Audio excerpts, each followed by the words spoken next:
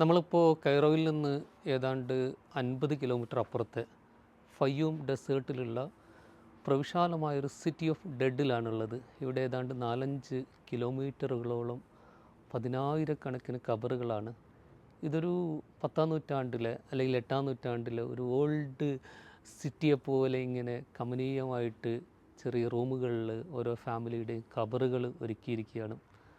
അപ്പോൾ ഈജിപ്തിലെ ഈ ഖബറുകളുടെ രീതി, ഇപ്പോൾ കൈറോ പട്ടണത്തിൻ്റെ മധ്യം എന്ന് പറയുന്നത് ഏതാണ്ട് 10 കിലോമീറ്ററോളം വിസ്തൃതമായിട്ട് ഖബറുകളാണ്. അതിൻ്റെ ഒരു ഭാഗത്താണ് ഇമാം ഷാഫി റളിയല്ലാഹു അൻഹുവിൻ്റെ മക്കാമുള്ളത്.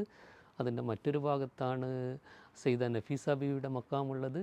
അങ്ങനെ ഖബറുകളെ ഏറ്റവും വിശിഷ്ടമായിട്ട് കാണുകയും അവയെ കമനീയമായിട്ട് ഒരുക്കുകയൊക്കെ ചെയ്യുന്ന ഒരു രീതി ഈജിപ്ഷ്യൻ കൾച്ചറിൽ വളരെ വ്യാപകമാണ്. അതുകൊണ്ട് തന്നെ ഇവിടെ ഈ ഒരു സിറ്റി ഓഫ് ഡെഡ് നമ്മൾ കാണുമ്പോൾ ഞങ്ങളിങ്ങനെ റോട്ടിലൂടെ പോകുമ്പോഴാണ് ഇങ്ങനെ ഒരു പ്രവിശാലമായ ഒരു ഓൾഡസ്റ്റ് സിറ്റി ഇങ്ങനെ നിലനിൽക്കുന്ന പോലെ ഫീൽ ചെയ്യുന്നത്. അപ്പോൾ അങ്ങനെ ഇറങ്ങി ഓരോ ഫാമിലിയുടെയും പേരുകൾ ഓരോ ഖബറിന് മുകളിൽ നമുക്ക് കാണാൻ കഴിയും. ചില ഖബറുകൾ ഭൂമിക്ക് അടിയിലേക്ക് കുഴിച്ചുണ്ടാക്കിയതുണ്ട്.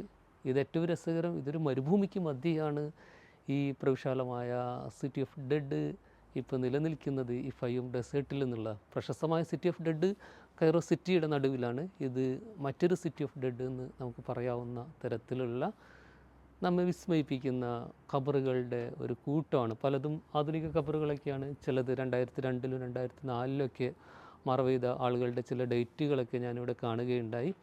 അപ്പോൾ ഈജിപ്ഷ്യൻ വിശേഷങ്ങൾ വളരെ പ്രധാനപ്പെട്ടാണ് ഈ സിറ്റി ഓഫ് ഡെഡ് കാണുക എന്ന് പറയുന്നത്. ഇങ്ങനെയൊരു മരിച്ചവരുടെ ഒരു ലോകം. നമ്മുടെ നാട്ടിലൊക്കെ പലപ്പോഴും പള്ളിക്കാട്ടിലേക്ക് പോകാൻ തന്നെ പേടിയായിരിക്കും. ഇവിടെ പക്ഷേ ഭയങ്കരമായിട്ടൊരു നിശബ്ദത, ഭയങ്കരമായിട്ടൊരു കാം ഫീൽ ചെയ്യുന്ന ഒരവസ്ഥ നമുക്കുണ്ട്. ഈ നമ്മുടെ മരിച്ചവരുടെ അടുത്തേക്കൊക്കെ അങ്ങനെ പോകാൻ പറ്റുന്ന തരത്തിലുള്ള ഗംഭീരമായിട്ട് സംവിധാനിച്ച ഒരു കേന്ദ്രമാണ് ഈജിപ്തിലെ ഫയ്യൂം ഡെസേർട്ടിലെ ഈ ഒരു സിറ്റി ഓഫ് ഡെഡ് എന്ന് പറയുന്നത്. എൻ്റെ കൂടെ വരുന്ന ചില യാത്രികർക്കെങ്കിലും സമയമുള്ളവർക്ക് സിറ്റി ഓഫ് ഡെഡിൻ്റെ ചില ഭാഗങ്ങൾ കാണിച്ചു കൊടുക്കാറുണ്ട്. തീർച്ചയായിട്ടും ഈജിപ്തിലെ വിശേഷങ്ങൾ, ധാരാളം ആളുകൾ നാട്ടിൽ നിന്ന് വന്നുകൊണ്ടിരിക്കുന്നുണ്ട്. അവരുടെ കൂടെ പോകുന്ന യാത്രകളുടെ വിശേഷങ്ങൾ യൂട്യൂബിലും മറ്റു സോഷ്യൽ മീഡിയകളിലൂടെയൊക്കെ വരും ദിവസങ്ങളിൽ പങ്കുവയ്ക്കുന്നുണ്ട്.